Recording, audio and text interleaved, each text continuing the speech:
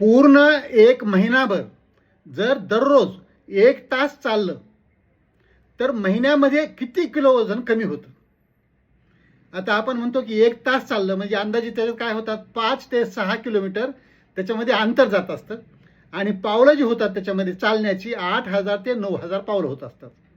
Kilo calories जे जळतात त्याच्यामध्ये तर 250 ते 300 किलो कॅलरीज जळतात 1 तासभर चालल्यानंतर. आता अशा प्रकारे चालल्यानंतर हे थोडंसं कसं मध्यम आहे किंवा थोडंसं त्यातल्या त्यात थोडी स्पीड वाढवून आहे. ह्याच्यात पळायचं नाही, धावायचं नाही. अशा प्रकारे चालल्यानंतर 1 तासभर आणि 1 महिनाभर नियमित जर चाललं तर त्याच्यामुळं 3 ते 4 किलो वजन कमी होतं.